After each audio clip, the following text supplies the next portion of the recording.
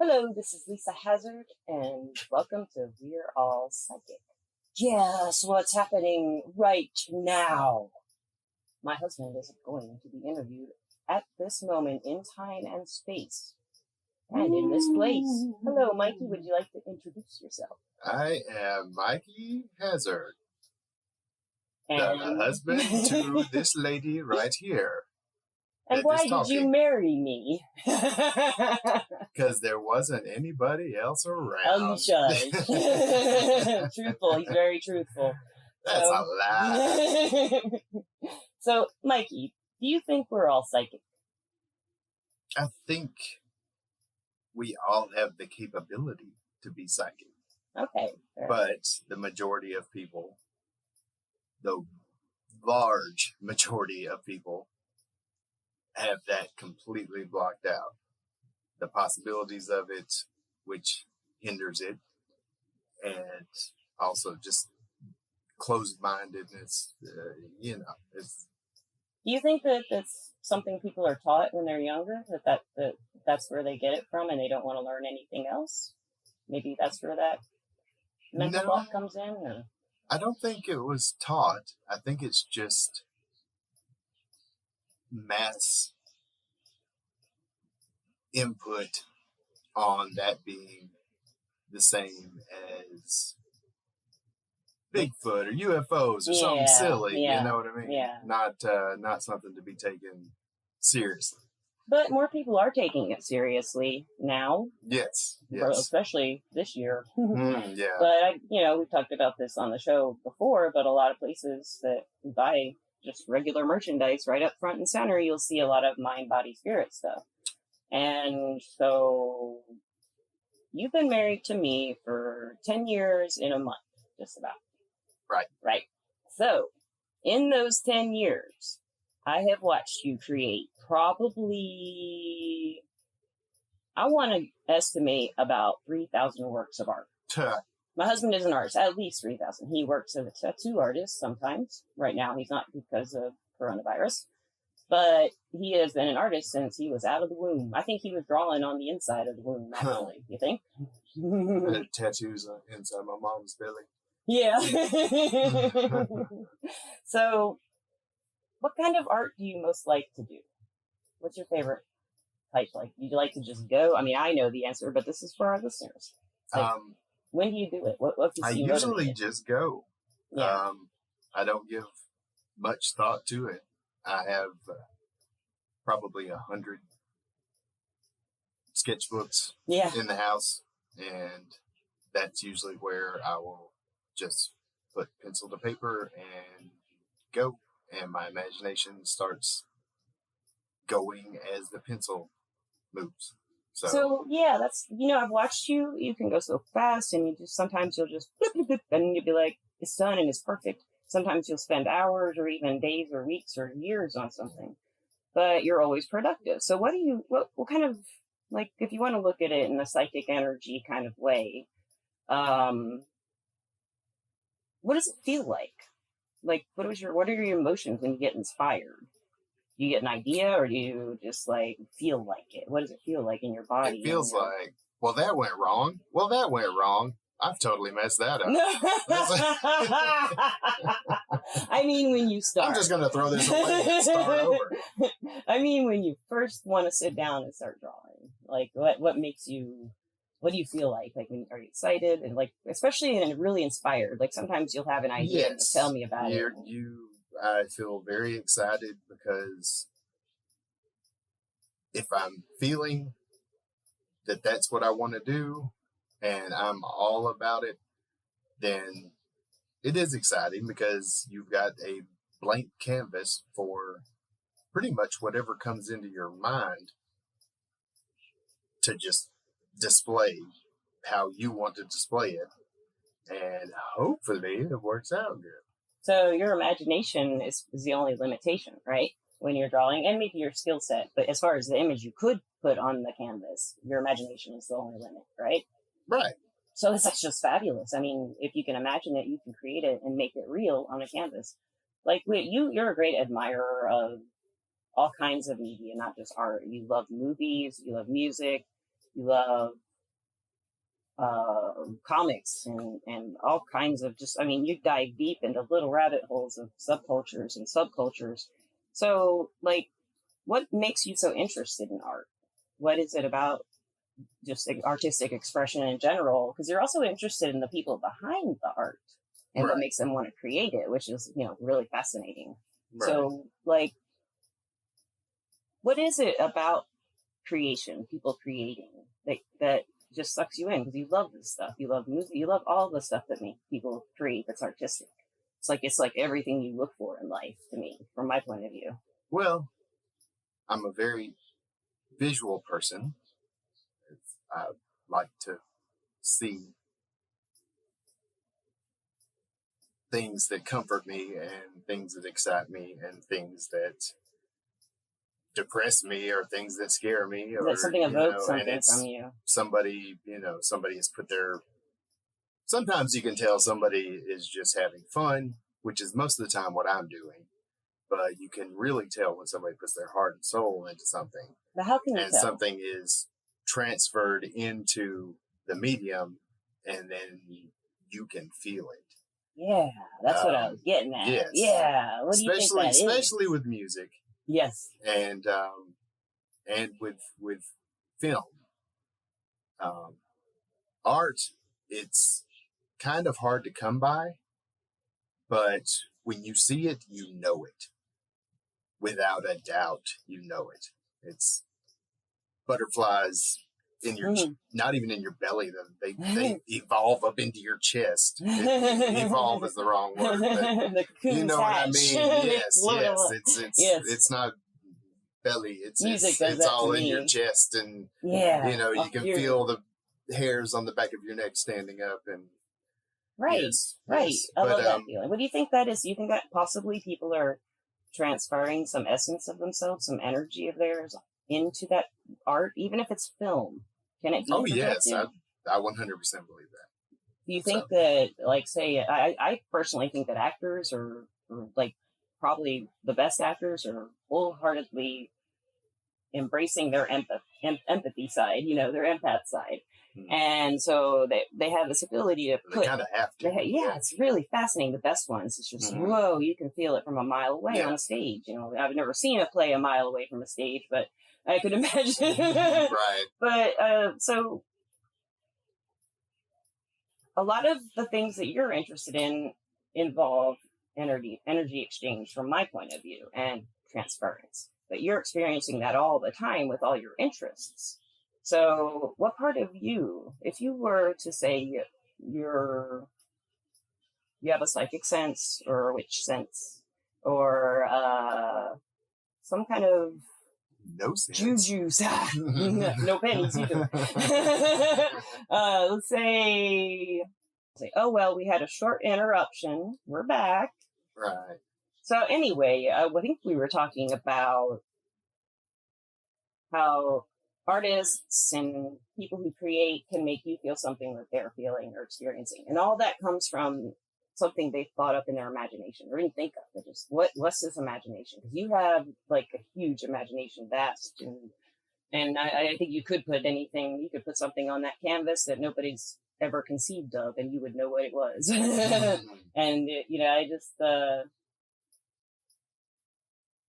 I think your superpower is your imagination, but I also think you're a telepath, and I think that. What do you think of that? I don't know. I can read 80% of people. I can read their what's the word I'm looking for? Their energy, or their personality, energy and personality within 5 minutes. Yeah. Because there's been a lot of people in the past where I've been introduced to them and had a little bit of a conversation, and or sometimes not even a conversation, just a vibe that comes off of them, to where I just kind of know to keep them at arm's length. Right. because they're trouble. Danger, stranger, Yes, danger. yes. Danger, Will Robinson. But you danger. do have that real good sense of who to stay away from. And he has actually been very good helping me, because I think everybody's wonderful sometimes. And She's the positive, I'm the negative. He'll reel me back in sometimes and be like, hey, look at that. Oh, I didn't notice that. it could be a look overlooked. Just no, Lisa. And then 5-6 months later, he's right. But I want to ask you a few questions, though, going back to your interest in art and TV and movies and music. Okay. And I would like to know, as my pop culture guru in my life, who is your favorite psychic type character in a movie? I have thought about this, and there aren't a whole lot that stand out,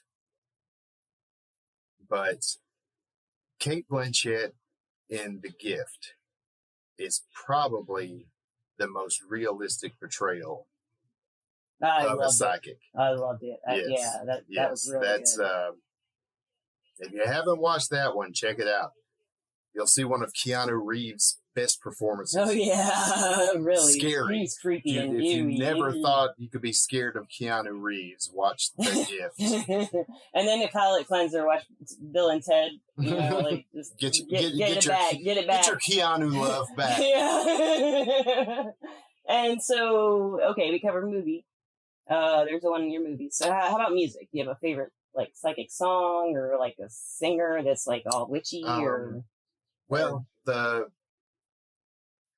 most spiritual moments I've had, there's been quite a few, but most of them have been a combination of music, timing, and visuals. And it has happened to the point in a vehicle where I've actually had to pull off on the side of the road. But that has mostly been to Dead Can Dance. They're a very spiritual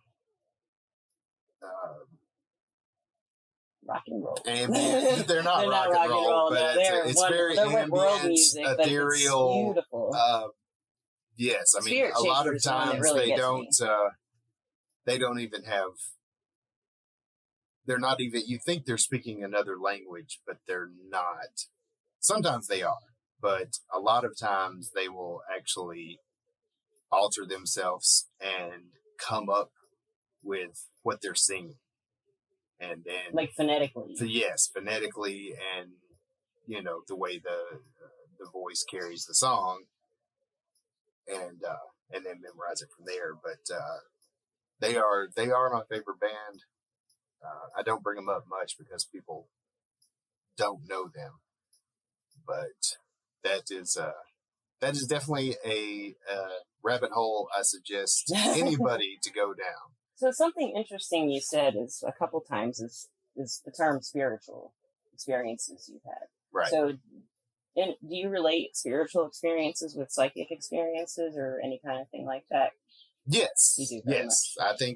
I think people who are psychic, really psychic, have a remote tap into the divine.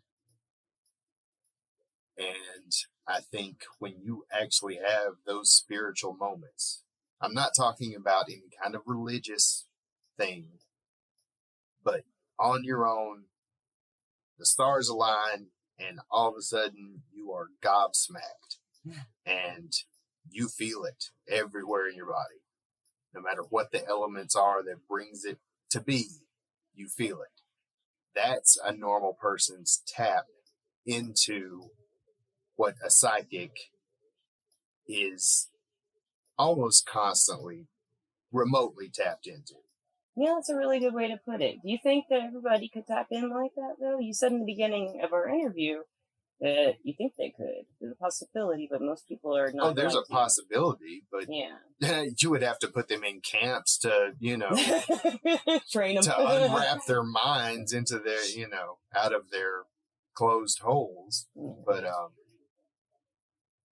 yes, I think the capability is there, but the huge amount of stubbornness and everything else There are a lot of would problems. never let them, never allow them to go there. Even with the small spiritual things I'm talking about, I don't think the mass majority has ever experienced that, just because their focus is on everything else in the world other than that. They don't get in touch with themselves. No, They're yes. It's, if they are in touch with themselves, it's, it's my car, it's my house, it's my football team, it's my church, it's all these other things that's not really at all getting to yourself. So yeah, so true. That's accessing other things to give you an identity in a way, instead of finding your identity within yourself. right. So, okay, there's a couple of other little pop culture questions that I'll throw at you. How about your favorite psychic character in a comic? Well, that is 100% Professor X from X-Men, because it's obvious answer. Yeah. Professor X or Jean Grey? No, Jean Grey. I don't know, man. They're both. As far as movies go and books go, I read the book and then I watched the movie, and the movie did a really good adaptation of the book. They changed things, but I totally understand why for the masses. But Danny Torrance in Dr. Sleep is I want to read that. Was really good. Mm-hmm. That was showed the dark side of being psychic. Yeah, and I come across a lot of people who go through that right now, because especially as I think in those stories when he was a child, he was obviously disturbed as a Stephen King book. Mm-hmm. So right. I don't know, I haven't read Dr. Sleep, but I'd listened to it a couple times and fallen asleep in an audiobook. We sleep to audiobooks. Yeah. She didn't fall asleep. Yeah. We always put actually, I couldn't sleep that night because I kept listening to it, and then I think like after 3 hours I did fall asleep. But I think that something that's always interested me about you is like you really keep a lot of your private. Yes. So do you have any kind of strange experiences in your life that you can't explain, that you may not have told people about or don't want to talk about because they might not understand? Like you were just saying, so many people are closed off to this stuff. Like, have you ever had an alien encounter, or have you ever like seen a ghost, or have you ever, other than a spiritual moment, had something happen that was just out of the ordinary that couldn't be explained except that it was a psychic phenomenon? That you could. There is psychic phenomena that I have witnessed with you, to where I would be in the room drawing or doing whatever I was doing, and I could overhear conversations, and the hair on the back of my neck would stand up, because you would have people in tears because of the accuracy you were pulling and talking to people who had passed away and describing them 100%. And that, the first time that happened, that blew my mind. It did mine too. Well, you probably had it happen way before that. I just happened to be in the room and could actually hear it.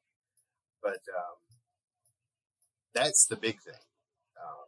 Other than that, I've seen, there is a place called Chickenfoot in Lawrence County.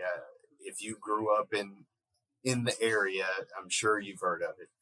There are tons of stories. A lot of them are the same stuff that every state, every town, once you get 100 miles away, has the exact same story. Yeah. Exactly. But Chickenfoot has, it's actually called the White Thing. And it has been described as just this. People have called it like an animal or something like that, and there's been a lot of stories of that. But there was a situation where me and a friend were driving through Chickenfoot, which is all dirt roads. It goes up to a plateau and then it splits off twice. So if you're in a helicopter and you're looking down, it looks like a Chickenfoot. But there's one part where there's a little plateau up on one side and there's a graveyard back in there. And there's a plateau on the other side, which is just trees. And the little part through there is just red mud. And we were coming up to about that part, and it had started raining. And I was like in a Buick Century, so I was not equipped for this. And once we got to that section, my tire started spinning. Just barely, because I was going slow. And I was just, oh God, this is pre-cell phones. And the person I was with was just screamed, "What is that?" And I looked over, and up on the plateau with the trees, there was, the windows were a little foggy, I will give you that. But there was, all I can tell you is a white ball. Was it glowing or was no, it was not glowing. Ooh. It was like, it was Like just, solid the white? contrast was insane because it was starting to get dark and it was just this white ball Did it kind float? of out. No, it was kind of on the ground, Whoa. but it was kind of outside of the trees. And right when I had looked up to it, I saw it and then it backed up into the trees. And of course that freaked me out. I slammed on the gas. And we just went bump, bump, and luckily got out of the getting stuck business. But I've had So that. do you think that the white thing might have actually gotten you out of your bind, and that was its whole thing? It might be. It might be on the side. It might be on the side of good. I was like, oh, he's getting stuck. Let me scare them. You know. So. But I've had that. I've had a brand new house. I helped build the house for a friend. It was not on any kind of, no Indian burial grounds or anything like that. The house, nothing was there beforehand. But we were sitting in the living room, and the stairs were going up, were right behind the couch. And nobody else was there. And we heard footsteps upstairs.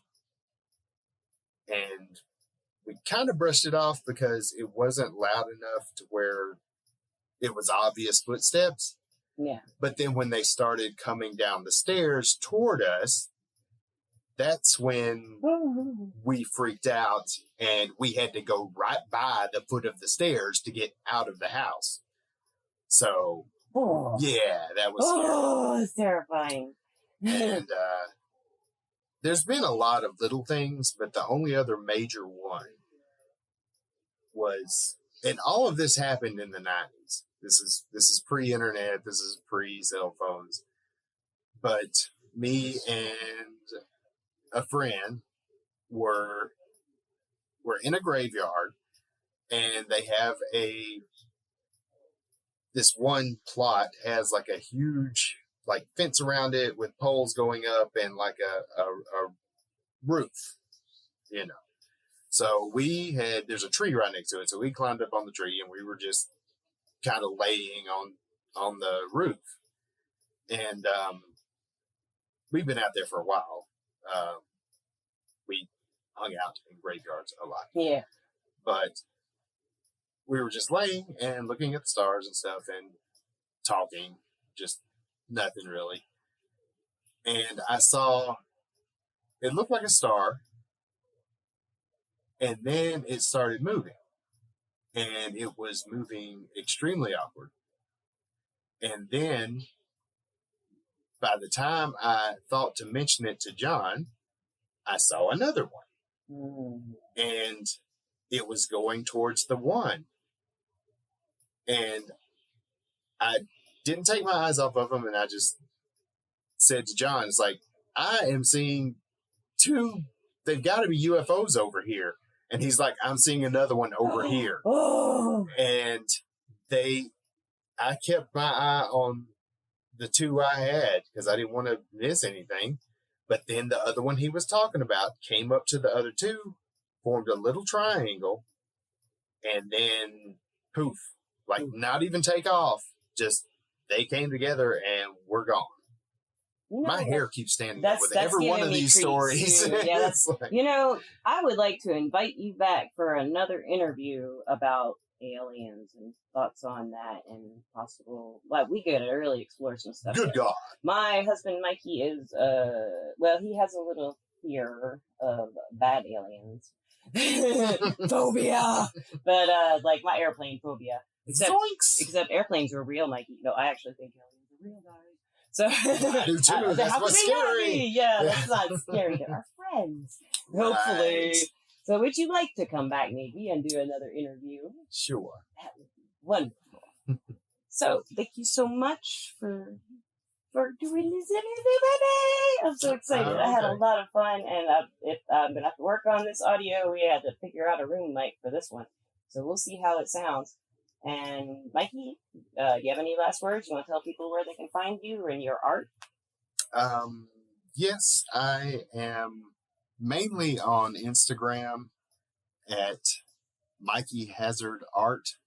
That's MIKIE HAZARD art. Yeah, I'll put it a link. I'll put a tag to it in the description of the episode for you guys. Right. You gotta check it out. It's some awesome stuff. There's a Facebook page called The Art of Mikie Hazard, but it doesn't. Usually, it only gets posts from Instagram, and that's only if I feel like it. So it doesn't get as much action as the Instagram page. So. But yeah, that's where I'm at. And I've used some of Ikey's I've used some of Mikey's art for the podcast episodes too. I bet you could pick which ones. They don't have cats, although he has a lot of art with cats. So thank you so much for listening, and Mikie, thank you so much for doing this. Yeah. Would you like to say goodbye to the listeners and any last words? Goodbye, listeners. Watch your backs. It's 2020. Right. You never know what's behind us. What? No. Yeah. You never know what's behind you. What? What's going on? We've already seen what's come before. Yeah. I get you. Yeah. It's very clever. That's right. There's a 6-foot asteroid going to hit the Earth soon. 6 foot actually going to happen. But well, thank you for listening. Thank you, Mikie. And we'll talk to you, or we'll talk at you pretty soon again. And I will tell you about a new guest coming up in my next little bit. Thank you and goodbye.